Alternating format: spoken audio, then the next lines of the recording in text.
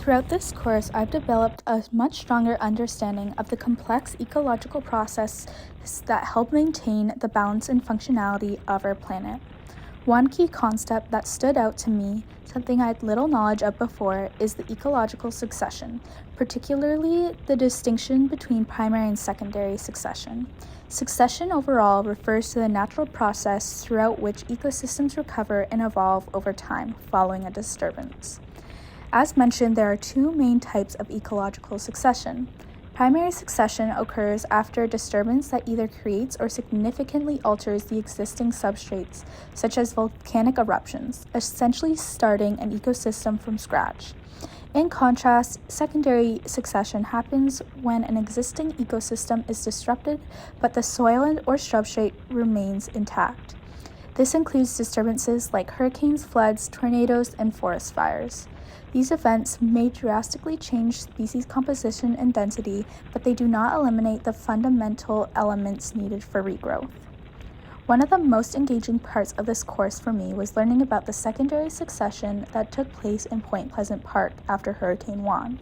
The storm dramatically altered the park's landscape, creating an opportunity to study how an urban forest ecosystem can recover and shift over time.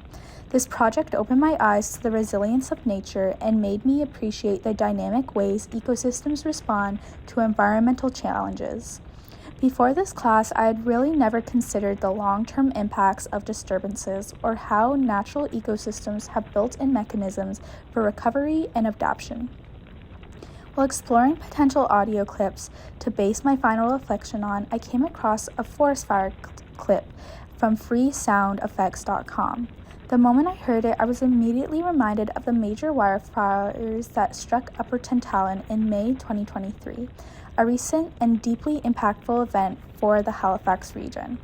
According to journalist Josh Hoffman of CBC News, the fire ignited on the afternoon of May 28, 2023, and escalated rapidly, evolving from a 3-alarm to a 5-alarm wildfire in just 2 hours.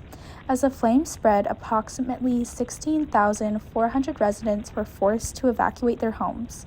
The fires destroyed 151 homes and scorched over 900 hectares of land, making it one of the most destructive wildfires in the history of the Halifax Regional Municipality.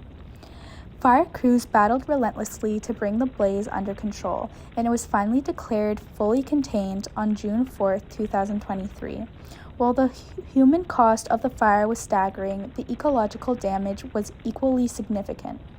Vast stretches of forests were consumed, leaving behind a drastically altered landscape and disrupting the region's biodiversity.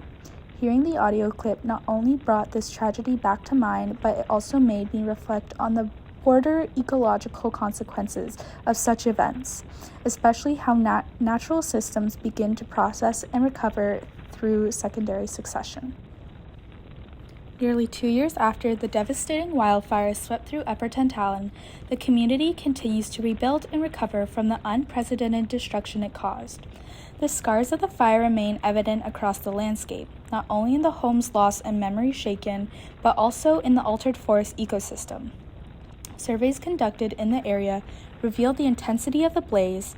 Softwood species like spruce, pine, and fir were almost entirely wiped out. Their low resistance to high temperatures, leaving little chance of survival. In contrast, some hardwood species such as maple and birch managed to endure the flames, often sustaining only superficial bark damage. In the aftermath, many residents chose to cut down the charred remains of trees, understandably wishing to remove reminders of the traumatic event. However, ecologists strongly advise against this practice. According to environmental science, dead trees serve crucial ecological functions. They contribute to nutrient cycling, provide essential habitats for wildlife, stabilize soil to reduce erosion, and play a role in carbon storage. UC Davis researcher Chad Hadson supports this, stating that forests rich in dead wood are among the most biologically diverse and ecologically vibrant ecosystems. Timothy Kent Brown further emphasizes that nearly 2/3 of all wildlife species rely on dead trees during some stage of their life cycle, making their presence vital to a healthy post-disturbance recovery. This gradual return to ecosystem balance is a hallmark of secondary succession, the natural process through which ecosystems regenerate after a disturbance. Though only 2 years have passed since the fire's containment, signs of renewal are emerging. Pioneer species such as mosses and ferns have begun to establish themselves across the scorched ground, while saplings of jack pine, aspen, and birch are taking root in the blackened soil. As time progresses, the composition and structure of the forest will continue to evolve, much like was observed following Hurricane Juan. Species that grew quickly, such as maple, are likely to dominate the landscape initially. Slower-growing species like red spruce may struggle to compete in early stages of succession, altering the forest's makeup for decades to come.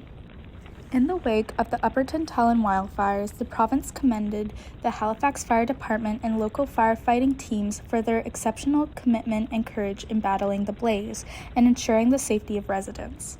While many community members acknowledge the city's efforts and response under extreme conditions, there is a growing call for more proactive and preventative strategies to reduce the risk of future fires, especially as wildfires become increasingly common across Canada. Researchers analyzed pollen and charcoal deposits in lake sediment cores from various regions of Nova Scotia, reveals that intense wildfires have been a natural part of the landscape for the past 6,000 to 11,000 years, long before European colonization.